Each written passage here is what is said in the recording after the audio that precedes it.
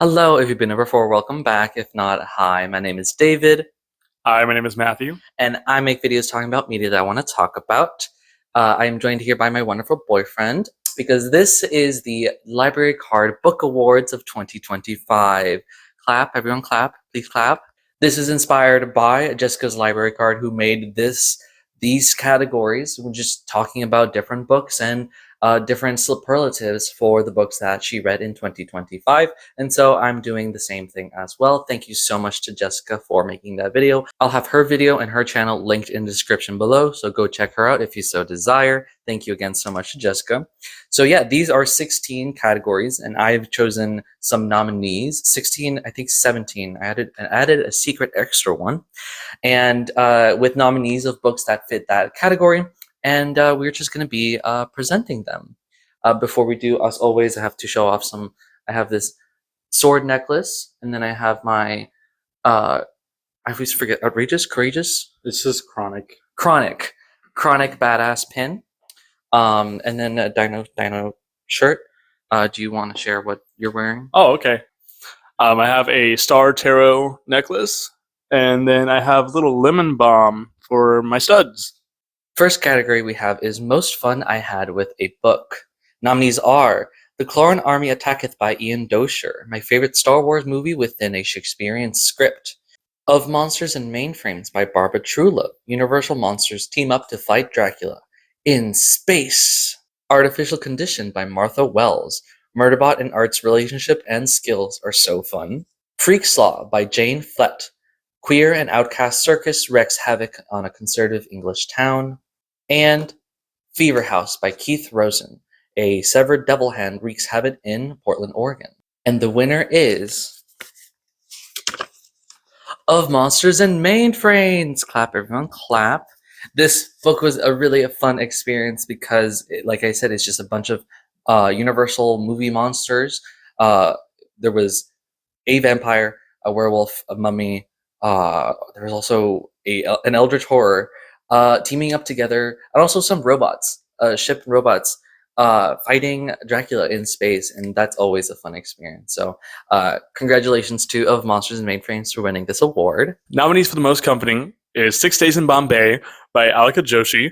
Sona's journeys through Europe were beautiful. Emily Wilde's Encyclopedia of Fairies by Heather Fawcett.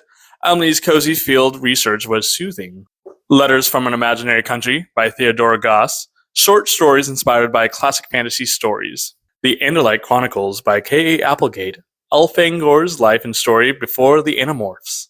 And the winner of the most comforting book is Emily Wilde's Encyclopedia of Fairies by Heather Fawcett. This was a really interesting surprise for me because I don't really read cozy fantasies, and I read this for a book club, and it was a really, really good cozy fantasy. And every time I want to think about feeling safe and comforted, I think of Emily Wilde, and I'm so excited to read the next two books this year. It is this year now, 2026. The next category is Favorite Found Family. The nominees are All Systems Red by Martha Wells, with the Preservation Ox team and Murderbot.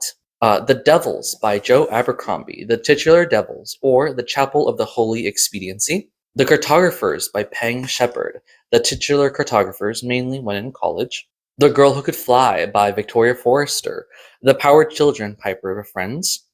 And Clockwork Angel by Cassandra Clare, The Shadowhunters of the London Institute. And the winner of the Favorite Found Family is The Devils by Joe Abercrombie. This is a Suicide Squad type fantasy story with there's a vampire, there's a werewolf, there's an elf who can turn invisible, also lesbian, and a necromancer, a pirate, and an immortal crusader knight, and then just a priest. He doesn't do anything, but it's a great found family there. And so I was really happy with this book. And the next category is Best Magic System. The nominees are The Tainted Cup by Robert Jackson Bennett. Power imbued into your DNA using blood from a Leviathan. Blood over Brighthaven by Emil Wang. Complicated machines that code to draw power and direct it. Innate Magic by Shannon Fei. Breaking specific bones channels specific magic. Babel by R.F. Kwong. Silver that harnesses the meaning lost between translation. Inkheart by Cornelia Funk. Reading aloud from a book brings it to life. And the winner of the best magic system is The Tainted Cup by Robert Jackson Bennett. This magic system uses sci-fi means with a fantasy backing of, a Leviathan, but then using the blood to basically mutate people. That was really interesting because it was a combination of sci-fi and fantasy, and then the different types of mutations, specifically the main characters, his memory being perfect and using smells to help remember. Amazing use also with like investigations and like this isn't a Sherlock Holmes retelling, but it's definitely Sherlock Holmes inspired. And so I was really happy with that. The next category is Best World Building. The nominees are A Drop of Corruption by Robert Jackson Bennett, A Country Besieged by Cosmic Leviathans. Network Effect by Martha Wells. Corporations and free planets discover old alien remnants. The Spear Cuts Through Water by Simon Jimenez, a fantasy tale told on a stage during a dream. Local Heavens by K. M. Fajardo. Cyberpunk ideals turned the future into the roaring 20s. And Fire by Angie Sage. Ancient technology turned into magic after the apocalypse. And the winner is The Spear Cuts Through Water by Simon Jimenez. It has one of the most beautiful fantasy maps I've ever seen, which is not even a perfect map, but is just a artistic representation of the map, and the world itself is absolutely beautiful. The gods, the folklore, the different societies, ethnicities, races, species, everything just fits so perfectly with each other, and it's so unique and new and different, and I absolutely adored it. The next category is Best Fantasy Politics. The nominees are Visser by K.A. Applegate, A Power Struggle Within the Yerk Hierarchy. Letters from an Imaginary Country by Theodora Goss. An imaginary country becoming real will have real-world issues. Dread Nation by Justina Ireland. The Civil War ended when zombies rose, with former slaves training to fight them. Heavenly Tyrant by Ziran J. Zhao. A vengeful feminist and an ancient labor leader, but heads to reform their country. And the winner for Best Fantasy Politics is Heavenly Tyrant by Ziran J. Zhao. This is the sequel book to the Iron Widow series. So far, it's only been 2 books, and this book has ramped up the political machinations, especially when Wu Zetian brings back to life the ancient emperor, who is also a labor leader and wants to fight for labor laws, and also against the patriarchy. And she hates the patriarchy, and she's super angry about everything as well. And they kill a lot of people. And they also hate each other, but also they're really hot with each other. And it's just really intense, and I loved it so fucking much. You also read this book, right? Yes, I also read this book. I loved it. They're crazy in the best way. I love them. Ziran J. Zhao, if you don't make the 3rd book blue so you can complete all Egyptian god cards, I'm going to be really disappointed in you. Oh, also, here's some pictures of the mechs. It's really cool. As somebody who loved mechs, so cool. I love it so much. The next category is Best Mystery or Intrigue Element. The nominees are The Andromeda Strain by Michael Crichton. How Do You Cure an Alien Virus? Clockwork Prince by Cassandra Clare. The Mystery of Tessa's Powers and Parentage. A Drop of Corruption by Robert Jackson Bennett. How Does a Man Disappear from a Locked Room? The Darkness Outside Us by Elliot Schreffer. Why Does the Ship Have Hidden Copies of Its 2-Man Crew? And You Belong Here by Megan Miranda. Is she paranoid, or is her daughter in danger from the past? And the winner is Clockwork Prince by Cassandra Clare. I only have this, I got this from the library, so we have a picture here. And the question of Tessa's parentage and her powers, the weird machinations that came about of her birth. I know because I remember reading the trilogy, but it is a big question within the 2nd book of the series. And so reading that is like, I can see the building blocks and see the mystery and the clues and all of that. It was just absolutely enticing and entrapping. I really enjoyed that. The next category is Best Sci-Fi Concept. The nominees are The Ministry of Time by Kalani Bradley. The UK government solved time travel and saved the lives of those destined to die. Providence by Max Berry. An alien versus AI war with humans as pawns. The Network Effect by Martha Wells. Ancient alien remnants wreak havoc to technology. The Proposal by K.A. Applegate. Emotional turmoil messes with anamorphing powers. And Hela by David Gerald. A new planet with its own massive issues. And the winner of the best sci-fi concept is Network Effect by Martha Wells. This is book 5 of the Murderbot series, Murderbot Diaries series by Martha Wells, and this is a culmination of many different things at the same time, where Murderbot and Art and the rest of the Preservation Ox find a new planet that also has pre-civilization alien remnants that also threatened Murderbot's life, and that is so enjoyable to read. The next category is Most Inventive Structure / Format. The nominees are The Clone Army Attacketh by Ian Dosher, Shakespearean language applied to a space opera. The Book Thief by Marcus Suzak. Death recounts the 3 times he encountered Liesel. Seduction Theory by Emily Adrian, a creative writing thesis being written as we read it. The Spear Cuts Through Water by Simon Jimenez, a theatrical tale with interjections from the spirits of the dead. The Emperor and the Endless Palace by Justinian Huang, 3 stories and 3 eras with a threesome in the center of it all. And The Bone Clocks by David Mitchell, the story of a woman caught in the middle of a mystical war told by the people around her. And the winner is The Spear Cuts Through Water by Simon Jimenez.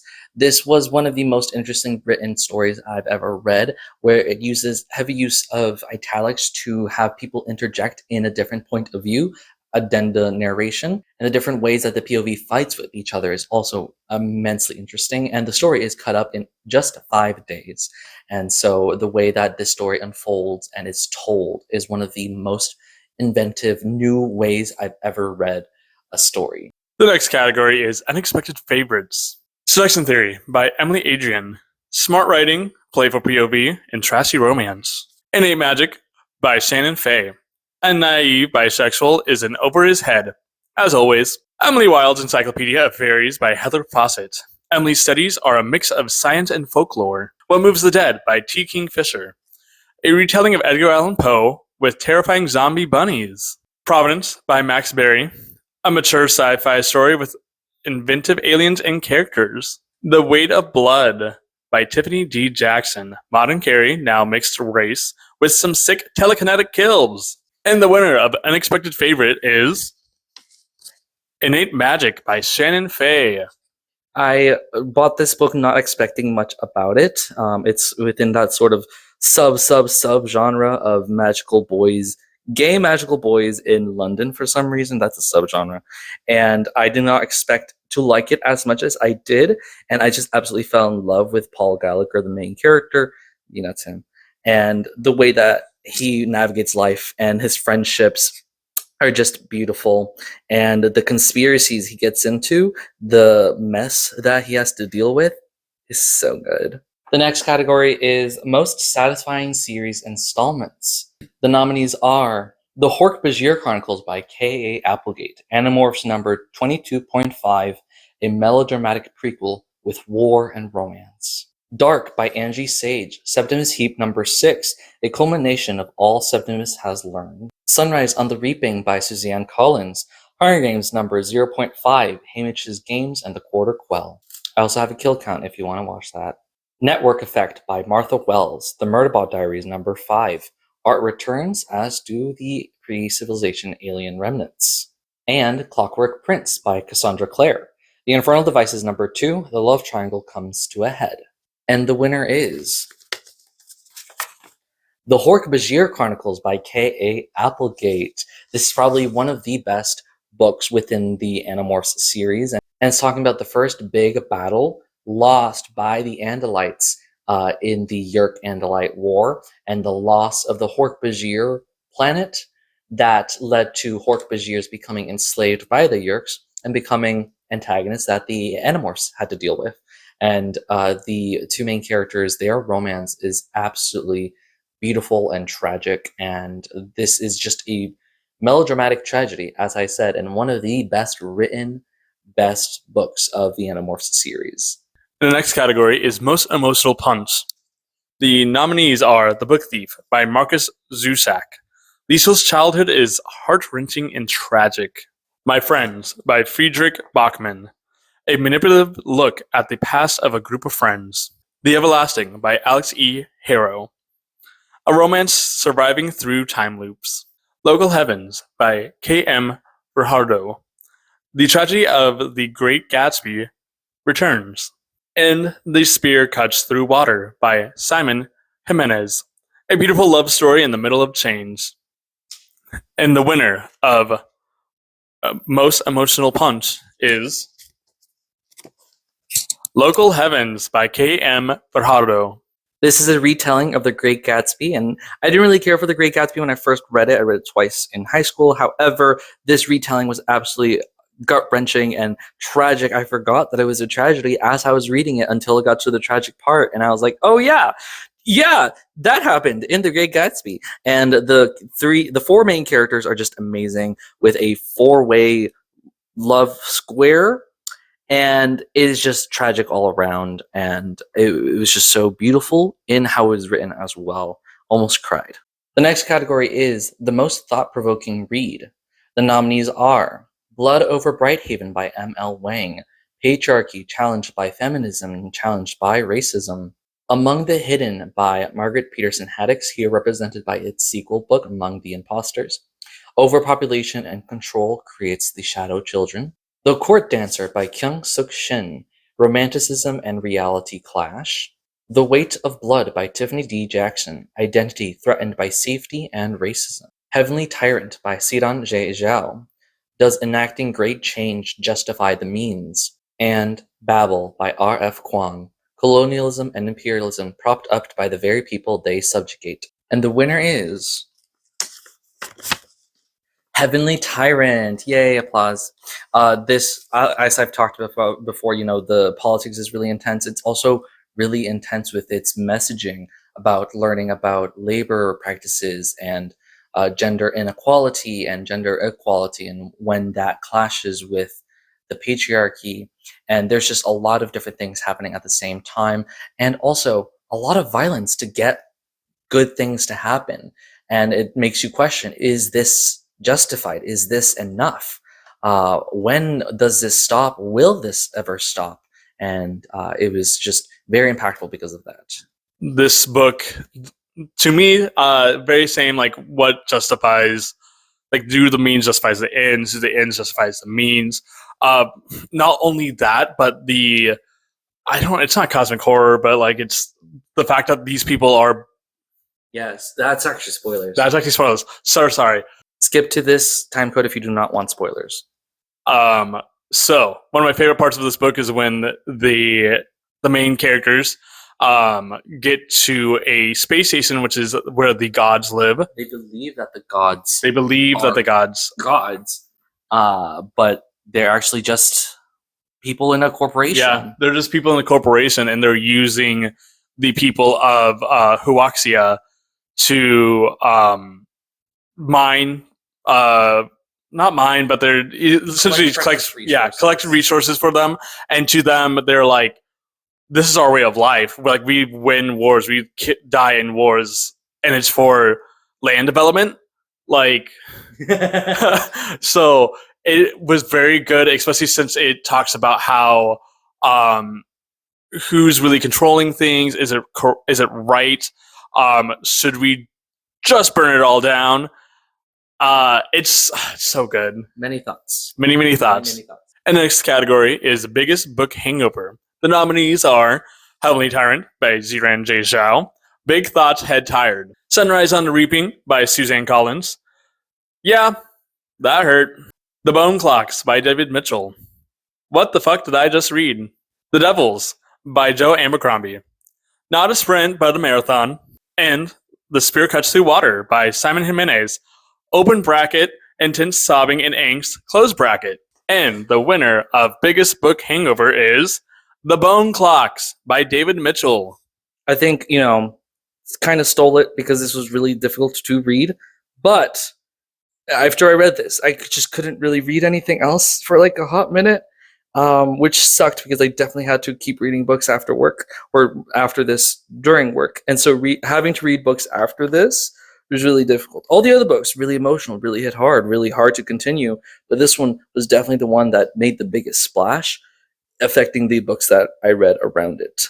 Really quickly, when a twink reads you, the bone clocks. The next category is Most Beautiful Writing. The nominees are 6 Days in Bombay by Alka Joshi, with the setting descriptions. Our Infinite Fates by Laura Stevens, with the past historical moments, very beautiful there. Masquerade by Mike Fu, the story within the story. The Everlasting by Alex E. Harrow, the prose and the storytelling. And The Spear Cuts Through Water by Simon Jimenez for the theatrical voice. And the winner is The Everlasting by Alex E. Harrow. Alex E. Harrow has always had amazing prose. I've only read 2 of her stories, 1 short story, and every single time I read, I'm so sure that she's going to write a beautiful prose, beautiful writing. The historical writing sections of this book are the highlights for me, and just the way that she weaves language and words is so amazing, and one of the best prose writers I've ever read. The next category is Best Debut. The nominees are Local Heavens by K.M. Fajardo, October 14th, 2025. To the Moon and Back by Eliana Ramaj, September 2nd, 2025. Freak's Law by Jane Flett, June 20th, 2024. Of Monsters and Mainframes by Barbara Truelove, June 3rd, 2025. And The Emperor in the Endless Palace by Justinian Huang, March 26th, 2024. And the winner of the Best Debut is Local Heavens by K.M. Fajardo. I had pre-ordered this book. I didn't really expect much about it, but it was just such a surprise because I could see how much passion behind the writing, and I just absolutely loved this first book. You know what? Actually, hold on.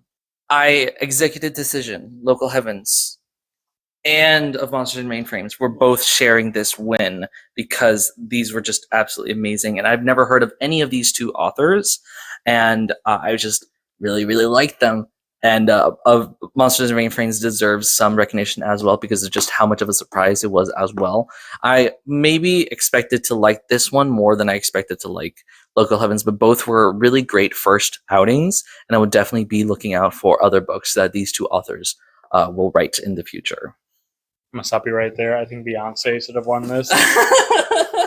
And the very last category is a category that I added on for myself because I wanted to. So we have 17 categories.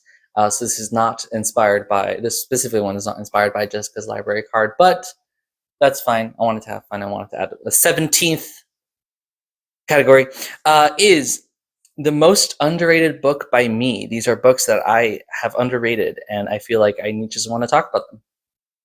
And the nominees are Selection Theory by Emily Adrian. It's trashy scandals with just amazing writing. Providence by Max Berry, not flashy but steady. Fever House by Keith Rosen, bloody and messy.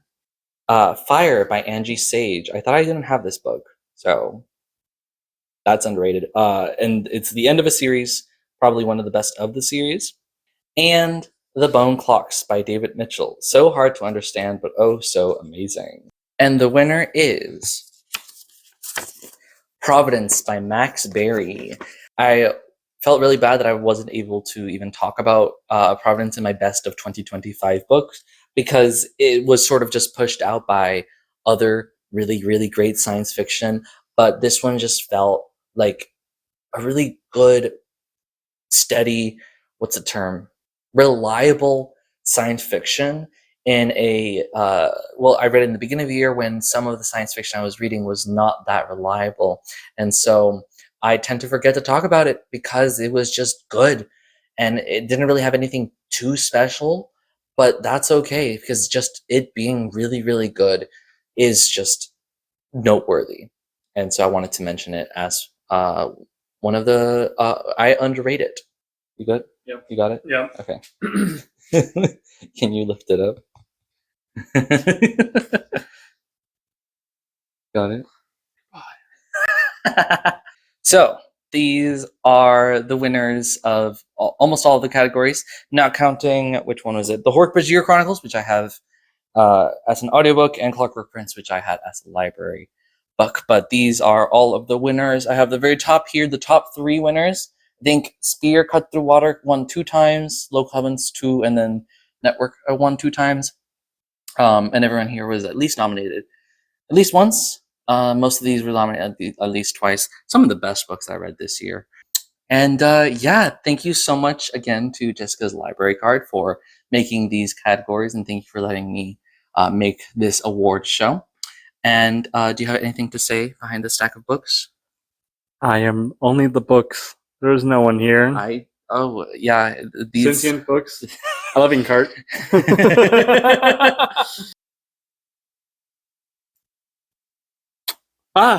You're kissing books.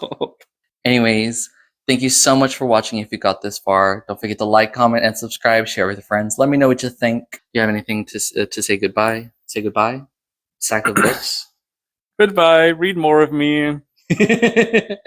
Don't forget to be passionate, and I'll see you later.